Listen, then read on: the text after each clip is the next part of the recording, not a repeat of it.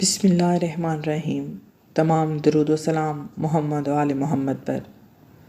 اگر آپ کو ہماری یہ کاوش پسند آئے تو ہمارے چینل کو سبسکرائب کریں اور لائک کا بٹن پریس کریں۔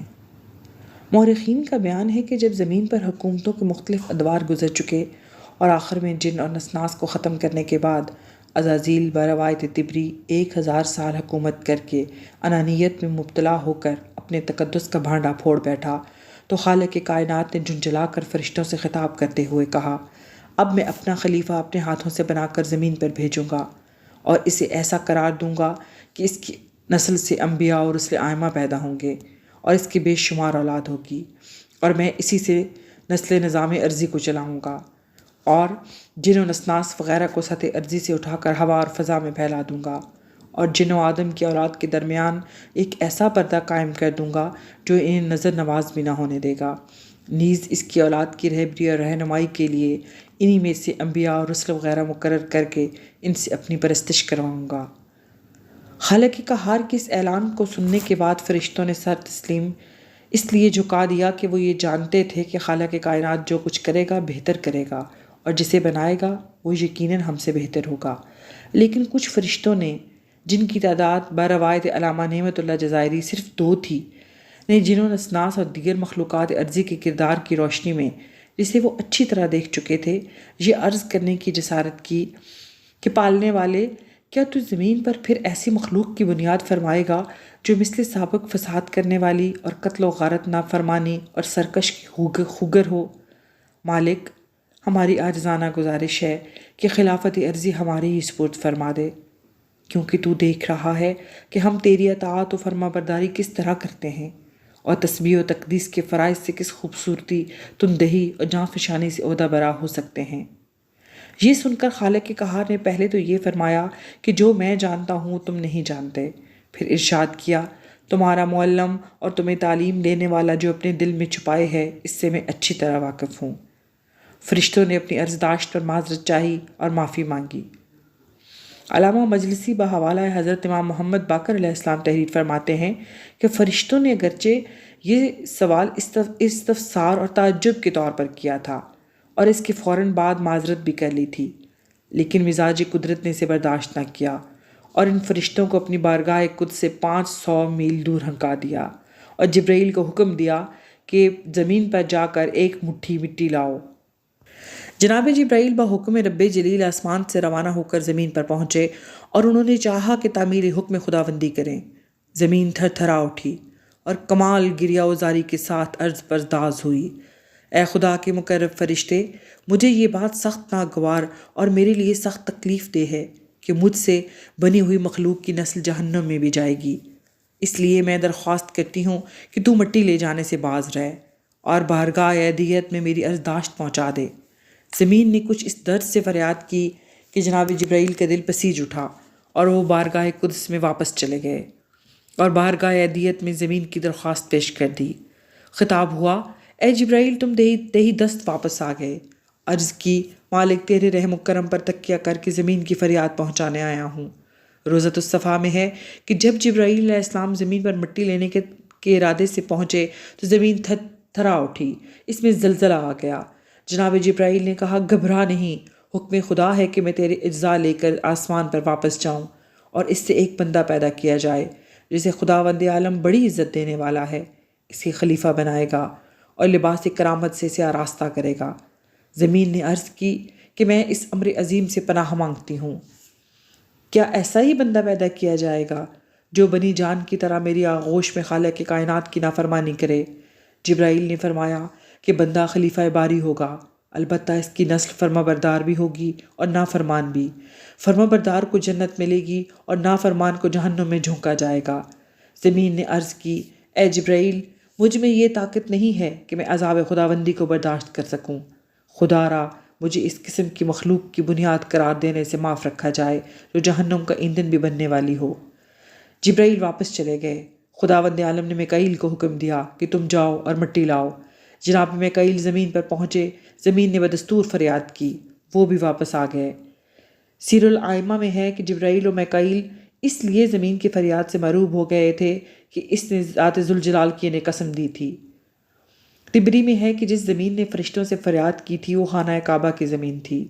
پھر خداوند عالم نے اسرائیل کو حکم دیا، وہ زمین پر پہنچے۔ زمین نے مثل سابق فریاد کی۔ انہوں نے کہا، حکم خداوندی کی تعمیل میرے نزدیک تیری فریاد سے بہت زیادہ اہمیت رکھتی ہے۔ میں مٹی لے جاؤں گا اور ضرور لے جاؤں گا۔ تو اپنی فریاد کا سلسلہ بند کر دے، میرے اوپر تیری فریاد کا کوئی اثر نہیں پڑ سکتا۔ یہ کہہ کر انہوں نے زمین کے مختلف اقطاع سے مٹی لی۔ علامہ نعمت اللہ جزائری کا بیان ہے کہ اسرائیل سے قبل جو فرشتے گئے تھے انہیں حکم قطعی نہیں دیا گیا تھا، اور اسرائیل کو حکم قطعی تھا کہ مٹی ضرور لانی ہے۔ اسی لیے جبرائیل، میکائیل اور بروایت اسرافیل بھی مٹی لانے میں کامیاب نہ ہوئے۔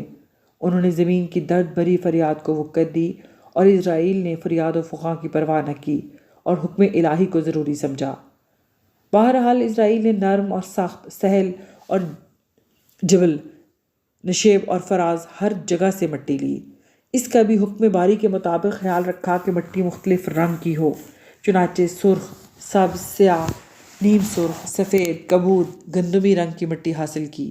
بعض وہ مٹی تھی جس میں شوریت تھی، بعض وہ تھی جس میں شوریت نہ تھی۔ ایک روایت میں ہے کہ آدم کے اجزائے خصوصی کی تعمیر کے لیے مخصوص مقام کی مٹی لائی گئی، مثلاً سر کے لیے مقام کعبہ کی مٹی، گردن کے لیے بیت المقدس کی جگہ کی مٹی، ہاتھ اور پاؤں کے لیے مغرب و مشرق کی مٹی۔ ایک روایت میں حضرت امام جعفر صادق علیہ السلام سے منقول ہے کہ آپ نے فرمایا، جب اسرائیل علیہ السلام زمین کے مختلف اطراف سے مختلف قسم اور مختلف رنگ کی مٹی لا چکے تو خداوند عالم نے جمعہ کے اول سات میں جبرائیل کو حکم دیا کہ ساتویں آسمان سے لے کر آسمان اول تک کی مٹی سے ایک ایک مٹھی لاؤ، اور زمین ہفتم سے زمین بالا تک کی مٹی سے ایک ایک مٹھی لے آؤ، پھر سب کو ملا دو۔ چنانچہ جبرائیل نے ایسا ہی کیا۔ یہ مٹی جو آسمانوں سے لائی گئی تھی خدا نے رسول، نبی، آئمہ، اوصیاء، صدیقین، شہداء، صالحین، مومنین خصوصی، سعادت مند لوگوں کی پیدائش کی بنیاد قائم کی۔ اور اس مخصوص مٹی سے جو زمین کے مخصوص طبقے سے لائی گئی تھی کچھ خاص قسم کے بنی آدم پیدا کرنے کا بندوبست کیا گیا، یعنی ان مٹیوں کو اجزائے بدن آدم قرار دے کر ان کی تخلیق کی بنیاد ڈالی گئی۔ مختصر یہ کہ مٹی جو حضرت آدم علیہ السلام کی تعمیر کے لیے جمع ہوئی تھی، اس پر بحر الاحزان جو کہ زیر عرش ایک دریا ہے، 40 روز یا 40 سال مسلسل بارش ہوتی رہی۔ اس کے بعد اس کا خمیر کیا گیا۔ ایک روایت میں ہے کہ چشمہ رہی کو سبیل سے بھی اس پر بارش کی گئی۔ جب مٹی اچھی طرح تیار ہو گئی تو اس میں خشکی پیدا کی گئی اور آدم کا پتلا بنایا جانے لگا۔ ثنائے ازل نے سر، آنکھ، ریڑھ کی ہڈی پہلے بنائی، پھر چہرہ تیار کر کے جملہ اعضاء و جوارے مکمل کیے۔ ایک روایت میں ہے کہ خداوند عالم نے آدم کی مٹی کا خمیر اپنے دونوں ہاتھوں سے کیا اور اس کی تعبیر بھی دونوں ہاتھوں سے کی۔ مورخین کا بیان ہے کہ جب آدم کا پتلا تیار ہو گیا تو خداوند عالم نے ان 4 ملک کے ذریعے جو باد شمال، باد جنوب، باد صبا اور باد ویور پر موکل تھے، آدم کے جسم میں سواد، صفرا، بلغم، خون، رگوں کی تعمیر کے بعد جاری کیا۔ سودا باد شمال سے پیدا ہوا، صفرا باد ویور سے، بلغم باد صبا سے اور خون باد جنوب سے پیدا ہوا۔ انہیں اخلاط اربع سے خواہشات کے نشو و نما کی بنیاد پڑی۔ سودا کا تعلق عورتوں اور بچوں کی محبت، خواہشات دنیا، حرص و طمع سے ہے۔ صفرا کا تعلق غیظ و غضب، جبر و تشدد، سقاحت و شیطانیت اور کاموں میں اجرت سے ہے۔ بلغم کا تعلق کھانے پینے کی خواہش اور محبت، حصول نیکی اور نرم روی سے ہے۔ خون کا تعلق عورتوں سے محبت، ان کی طرف میلان، لذتوں، ارتکاب محرمات اور شہوتوں کی نشو و نما سے ہے۔ پھر خلاق عالم نے جبرائیل کو حکم دیا کہ 4 قسم کے پانی لائے جائیں، شیریں پانی، نمکین پانی، کڑوا پانی اور گدلا پانی۔ جب وہ پانی لے آئے تو حکم دیا کہ شیریں پانی کو آدم کے حلق میں ڈالو تاکہ اسے اور اس کی نسل کو کھانے پینے کی لذت حاصل ہو سکے۔ نمکین پانی کو آنکھ میں ٹپکاؤ تاکہ آنکھ کی چربی تقویت حاصل کر سکے اور وہ خراب نہ ہو، اور کڑوا پانی کان میں ڈالو تاکہ حشرات الارض، کیڑے مکوڑے وغیرہ کان میں داخل نہ ہو سکیں، اور گدلا پانی ناک میں ڈالو تاکہ ناک میں جو غیر مناسب چیز داخل ہو اسی میں جذب ہو کے رہ جائے۔ جناب جبرائیل نے تعمیلی حکم خداوندی کر دی۔ تبری میں ہے کہ جب شیطان آدم کے پتلے کے پاس سے گزرتا تھا تو ٹھوکر مار کر کہتا تھا کہ تو امر عظیم کے لیے خلق ہوا ہے، لیکن اگر مجھے تیرے سجدے کے لیے کہا گیا تو میں ہرگز ہرگز سجدہ نہ کروں گا۔ حضرت آدم کے جسم کی تعمیر و تشکیل کے بعد خالق کائنات نے نور محمدی کو، جو 14 انوار کا مجموعہ تھا، صلب آدم میں داخل کرنے کے بعد فرشتوں کو مخاطب کر کے فرمایا، اے میرے ملائکہ سنو، جس وقت میں اس کالبد آدم میں اپنی روح پھونک دوں تو تم بلا تاخیر سجدہ کے لیے اپنی پیشانی اس کے سامنے رکھ دینا۔ جسم کا تشکیل کے بعد ایک عرصہ تک حضرت آدم کا جسم علی الحالہ میں پڑا رہا، یہاں تک کہ مشیت ایزدی نے آدم کے جسم میں روح پھونک دی اور ابتدا سر کی طرف سے ہوئی۔ روح جب آنکھوں تک پہنچی اور بینائی آ گئی تو ساق عرش کی طرف نگاہ اٹھی، دیکھا کہ کچھ نورانی اشباح چمک رہے ہیں۔ یہ دیکھ کر آنکھیں کھل گئیں اور حیران رہ گئے۔ روح آگے بڑھی، کانوں تک پہنچی تو تسبیح کی آوازیں سننے لگے، پھر ناک تک پہنچی تو فوراً چھینک آئی۔ الہام ہوا، الحمدللہ کہو۔ آدم نے الحمدللہ کہا۔ یا رحمکم اللہ سے جواب ملا۔ یہ سن کر آدم نے سر پر ہاتھ رکھا اور کہا، او۔ خدا نے پوچھا، کیا بات ہے؟ عرض کی، رحمت منذنبین کے لیے ہوتی ہے۔ امام سالبی کا بیان ہے کہ کسی مصیبت کے وقت سر پر ہاتھ رکھ کر او کہنا اسی کا اثر ہے جو اب تک جاری ہے۔ پھر روح سارے جسم میں پھیل گئی۔ ایک روایت میں ہے کہ روح ناک تک پہنچتے ہی سارے جسم میں پھیل گئی۔ ابن عباس سے روایت ہے کہ خداوند عالم نے اکالیم دنیا سے حضرت آدم کو پیدا کیا اور ان کا سر کعبہ کی مٹی سے، سینہ ولایت کی مٹی سے، پیٹ اور پیٹھ ہندوستان کی مٹی سے اور چہرہ جنت کی مٹی سے، دانت کوثر کی مٹی سے، داہنا ہاتھ کعبہ کی مٹی سے، بایاں ہاتھ فارس کی مٹی سے، دونوں پاؤں ہندوستان کی مٹی سے، ہڈی پہاڑ کی مٹی سے، شرمگاہ بابل کی مٹی سے، پشت عراق کی مٹی سے، دل فردوس کی مٹی سے، زبان طائف کی مٹی سے اور دونوں آنکھیں حوض کوثر کی مٹی سے بنائیں۔ ایک روایت میں ہے کہ سر عقل و گویائی اور زیرکی کا مرکز ہے، شکل میں نمکینی ہے، دانت حلاوت کے مرکز ہیں، ہاتھ مددگاری کرتے ہیں، پشت طاقت کی منزل ہے اور تین شہوت کے مقام اور بول و براز کے راستے ہیں، ہڈیوں میں صلاحیت اور سختی ہے، دل کا ایمان مرجع اور ماوا ہے، زبان شہادت و گواہی وغیرہ کا آلہ ہے۔ پھر خدا نے آدم علیہ السلام کے کالبد میں 9 دروازے قرار دیے، 7 سر میں ہیں، 2 آنکھیں، 2 ناک کے سوراخ، 2 کان کے سوراخ، 1 منہ اور 2 راستے بدن میں بول و براز کے لیے قرار دیے گئے۔ پھر آنکھوں میں بصارت دی، کانوں کو سماعت عطا کی، ناک کو قوت شامہ سے بہرہ ور کیا، زبان کو قوت ذائقہ دی اور ہاتھوں کو مس کرنے کی طاقت عنایت کی، پیروں کو چلنے کی قوت کرامت فرمائی۔ اس کے بعد خالق عالم نے جس میں آدم میں روح پھونکی۔ سب سے پہلے روح دماغ میں داخل کی گئی، پھر آنکھوں میں آدم نے اپنی آنکھوں سے اپنی مٹی کا جسم دیکھا، پھر روح کانوں تک پہنچی، انہوں نے تسبیح ملائکہ سنی، پھر ناک تک آئی اور منہ اور زبان تک پہنچی، آدم کو چھینک آئی، آپ نے الہام کے مطابق الحمدللہ کہا، پھر سینے تک آئی، پھر پیٹ تک آئی، پھر سارے جسم میں پھیل گئی اور خون، رگ و ریشے اور ناخن بن گئے۔ الغرض جب حضرت آدم کے جسم میں روح پھونک دی گئی، روح کا جسم میں پہنچنا تھا کہ تمام فرشتے، جن میں وہ فرشتے بھی شامل تھے جنہیں 500 میل دور ہنکا دیا گیا تھا کیونکہ وہ بیت المعمور کے طواف کے ذریعہ سے اپنے آپ کو بخشوا چکے تھے، حکم خداوندی کے مطابق اس نور کی تعظیم کے لیے جو حضرت آدم علیہ السلام کے صلب میں تھا، آدم کے سامنے سر بسجود ہو گئے اور کسی نے ذرہ بر بھی سرتابی نہیں کی، البتہ شیطان نے سجدہ نہ کیا۔ اس کے دل میں جو بات چھپی ہوئی تھی وہ ظاہر ہو گئی اور جو وہ ارادہ کیے ہوئے تھا اس پر عمل پیرا ہو گیا۔ خداوند عالم نے فرمایا، تو نے میرے حکم کی تعمیل سے سرتابی کیوں کی اور تو نے آدم کو سجدہ کیوں نہ کیا؟ کیا تو اپنے آپ کو عالم جیسا سمجھتا ہے؟ اس نے کہا، یہ بات نہیں ہے، بات صرف یہ ہے کہ تو نے اسے مٹی سے بنایا ہے اور مجھے آگ سے پیدا کیا ہے، میں چونکہ اس سے بہتر ہوں اس لیے میں نے سجدہ نہ کیا۔ مورخ طبری کا بیان ہے کہ روح پھونکنے کے بعد جنت سے ہلے منگوائے گئے اور انہیں پہنا کر آدم کو ایک تخت پر بٹھایا گیا۔ اس کے بعد فرشتوں کو سجدہ کا حکم دیا گیا۔ ایک روایت میں ہے کہ جب سب کو سجدہ کا حکم دیا گیا تھا تو تمام فرشتوں نے سجدہ کیا مگر ابلیس نے اپنے قیام وجود پر بھروسہ کر کے تکبر سے کام لیا، خدا نے اسے مردود کر دیا اور آدم کو حکم دیا کہ ان فرشتوں کو جا کر اس طرح سلام کرو، السلام علیکم ورحمۃ اللہ وبرکاتہ۔ چنانچہ آدم علیہ السلام نے شکریہ کے طور پر سب کو سلام کیا، انہوں نے وعلیکم السلام ورحمۃ اللہ وبرکاتہ سے جواب دیا۔ پھر خدا نے آدم علیہ السلام سے فرمایا، سلام کا یہ طریقہ تم میں اور تمہاری نسل میں قیامت تک جاری رہے گا۔ تفسیر بحر المواج میں ہے کہ اس غلطی کی وجہ اور خطائے عظیم کا مرتکب ہو کر رائندہ بارگاہ ہو گیا۔ خداوند عالم نے سب سے پہلے شیطان کو اپنی اس رحمت سے دور فرما دیا اور اپنی عنایات سے محروم کر دیا۔ لباس جنت اس سے سلب کر لیا، حسن سے محروم کر کے بدصورتی دے دی اور اس کی شکل ڈراؤنی بنا دی۔ پھر آسمان سے اتار کر زمین پر پھینکا اور حکم نافذ کر دیا کہ یہ آبادی میں نہ رہنے پائے، سمندروں کے جزیروں میں سکونت اختیار کرے۔ شیطان نے عتاب کے موقع پر عرض کیا، مالک میں نے ہمیشہ تیری اطاعت و عبادت کی ہے، اب صرف ایک سجدہ نہ کرنے سے مورد عتاب ٹھہرایا گیا ہوں۔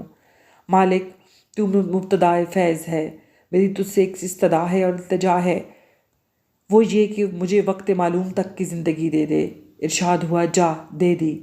شیطان جب رحمت خدا سے مطلقاً مایوس ہو چکا اور حیات ابدی کی بھی نوید سن چکا تو بولا، خدایا اب میری یہ بات بھی سن لے کہ میرے ساتھ جو کچھ ہوا ہے اسی آدم کی وجہ سے ہوا ہے، مجھ سے جو کچھ ہو سکے گا اس کے ساتھ کروں گا، اس کی اولاد کے ساتھ بھی کروں گا، اس کی اولاد کو تیرے مخلص بندوں کے علاوہ سب کو بہکا دوں گا اور صراط مستقیم سے ہٹا دوں گا۔ خدا نے فرمایا، میں اس کی اولاد کو عقل سے بہراور کر دوں گا اور انہیں اچھے برے راستے بتا دوں گا، اس کے باوجود اگر انہوں نے تیری پیروی کی تو میں جہنم کو ان سے بھر دوں گا۔ قرآن مجید اس ارشاد باری میں بنی آدم کے لیے زبردست تنبیہ ہے اور بتا دیا گیا ہے کہ شیطان سے ہوشیار رہیں اور میری عبادت سے غفلت نہ کریں اور میری کسی قسم کے فرمان کو نظر انداز نہ کریں، اور شیطان کے واقعہ سے سبق لے کر جان لیں کہ اگر نافرمانی کی تو جہنم کا دروازہ کھلا ہوا ہے۔ عجائب القصص میں ہے کہ فرشتوں نے حکم سجدہ کے بارے میں پوری تعمیل کی اور سجدہ میں چلے گئے۔ یہ سجدہ حضرت آدم کو کیا گیا تھا۔ سجدہ آدم سے فراغت کے بعد پھر وہ جلال باری کی ہیبت سے سجدہ میں گر گئے اور 100 سال، بروایت 500 سال سجدہ میں پڑے رہے۔ جب سجدہ سے سر اٹھایا تو دیکھا ابلیس سامنے کھڑا ہے، اس کی شکل بدل دی گئی ہے، یعنی اسے ملک کی بجائے دیو کی صورت میں کر دیا گیا ہے۔ یہ دیکھ کر ملائکہ کمال اطاعت باری اور شکر خداوندی میں پھر سجدے میں چلے گئے۔ ملائکہ کے انہی 2 سجدوں کی وجہ سے نماز کی ہر رکعت میں 2 سجدے واجب قرار دیے گئے ہیں۔ اس کے بعد خلاق عالم نے ان فرشتوں کو محجوز اور قائل کرنے اور ان کی اس غلط فہمی کو دور کرنے کے لیے کہ وہ خلافت کی صلاحیت رکھتے ہیں اور خلافت عرضی کے آدم سے زیادہ مستحق ہیں، انہیں امتحان گاہ میں طلب کر لیا اور اس کے لیے آدم کو پہلے ہی علوم سے بہراور کر دیا، کیونکہ وہ خلافت کے لیے بنائے گئے تھے اور خلافت کی اعلیٰ شرط کمال علمی ہے۔ فرشتوں کو ان علوم سے تعلق نہ تھا کیونکہ وہ اس مقصد کے لیے پیدا نہیں کیے گئے تھے، ان کا کام عبادت کرنا یا جس مقصد کے لیے مأمور کر دیے جائیں وہ ہوتا تھا۔ قرآن مجید میں ہے کہ خداوند عالم نے تمام اسماء آدم کو تعلیم کر دیے تھے، پھر ان کو ملائکہ کے سامنے پیش کر کے کہا، ان کے نام بتاؤ اگر تم سچے ہو اور یہ سمجھتے ہو کہ خلافت عرضی کے تم سزاوار اور مستحق ہو۔ ان فرشتوں نے عرض کی، مالک ہم تو وہی کچھ جانتے ہیں جو کچھ تو نے ہمیں بتایا ہے۔ پھر آدم علیہ السلام سے فرمایا، ان کے نام بتاؤ۔ آدم نے سب کے نام لے دیے۔ اس طرح آدم کی افضلیت فرشتوں پر ثابت ہو گئی۔ ایک روایت میں ہے کہ حضرت آدم نے دنیا کی ان تمام زبانوں میں اشباح کے ناموں کو بتایا جو آسمانوں پر رائج تھیں اور دنیا میں قیامت تک رائج ہوں گی۔ خلاق عالم نے آدم کو جن اسماء کی تعلیم دی اور جو اسماء انہیں بتائے گئے تھے وہ کن چیزوں کے اسماء یعنی نام تھے؟ آیا دنیا کی تمام مخلوقات کے اسماء تھے یا مخصوص لوگوں کے؟ نیز یہ کہ جن کے اشباح فرشتوں کے سامنے پیش کر کے ان کے اسماء پوچھے گئے تھے، اس میں جملہ کائنات کے اشباح ہیں یا مخصوص اشباح پیش کیے گئے تھے؟ تاریخ روضۃ الصفا میں ہے کہ خدا نے تمام اسماء بتائے تھے اور تمام چیزوں کے نام بتا دیے تھے جو موسوم تھیں، وہ چاہے زمین ہو یا جواہرات، پانی ہو یا دریا، چوپائے ہوں یا ریگ بیاباں، کیڑے ہوں یا مکوڑے، چرندے ہوں یا پرندے، بلوں میں رہنے والے ہوں یا بھٹوں میں، درخت ہوں یا میوے، آفتاب ہو یا مہتاب، ستارے ہوں یا رعد برق، زمین ہو یا آسمان، ہر چیز کے اسماء حضرت آدم کو تعلیم کر دیے تھے، جن میں انبیاء، اوصیاء، اولیاء، صالحین، شہداء، فرشتے، جن، آسمان، زمین اور ان میں بسنے والے تمام مخلوقات، تمام انواع و اجناس، تمام اشیاء اور تمام موجودات، غرض کہ جو چیزیں پیدا ہو چکی تھیں ان کے اسماء اور جو قیامت تک پیدا ہونے والی تھیں ان سب کے اسماء شامل تھے۔ جیسا کہ امام جعفر صادق علیہ السلام کی حدیث سے واضح ہے، وہ فرماتے ہیں کہ تمام چیزوں کے ساتھ یہ چٹائی جس پر میں بیٹھا ہوں یہ بھی شامل ہے۔ پھر حضرات محمد و آل محمد کے اشباح کو ساق عرش پر نمایاں کر کے ملائکہ سے فرمایا، ان کے نام بتاؤ جنہیں تم عرصہ دراز سے خود بھی دیکھ رہے ہو، ملائکہ نے کہا اے پالنے والے، ہمیں تو ان کے نام نہیں معلوم، ہم تو صرف اتنا ہی جانتے ہیں جتنا تو نے ہمیں بتایا ہے۔ پھر آدم علیہ السلام سے فرمایا اے آدم تم ان کے نام بتاؤ۔ جناب آدم نے عرض کی خدایا یہ محمد ہیں، یہ علی ہیں، یہ فاطمہ ہیں، یہ حسن ہیں، یہ حسین ہیں، یہ علی ہیں، یہ محمد ہیں، یہ جعفر ہیں، یہ موسیٰ ہیں، یہ علی ہیں، یہ محمد ہیں، یہ علی ہیں، یہ حسن ہیں، یہ محمد ہیں۔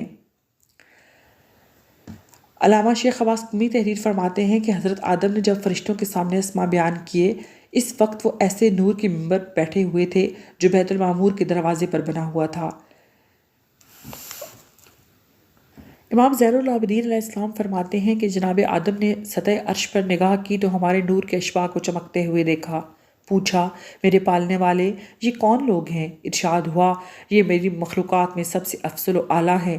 پھر خدا نے ان کے اسماء آدم کو بتائے اور یہ بھی فرما دیا کہ میری رحمت اور میرے غضب، میرے ثواب اور میرے عذاب سب کا تعلق انہی لوگوں سے ہے، انہی کے لیے ساری کائنات پیدا کی ہے۔ اگر یہ نہ ہوتے تو میں نہ تم کو پیدا کرتا نہ کائنات کی خلقت کو عملی جامہ پہناتا۔ اے آدم میں نے قسم کھا لی ہے جو سائل ان کا واسطہ دے کر مجھ سے مانگے اور دعا کرے میں اسے کبھی محروم نہ کروں گا، اور جو ان کے ذریعہ شفاعت چاہے گا اسے ضرور بخشوں گا۔ اے آدم خیال رکھنا جب تم کسی مصیبت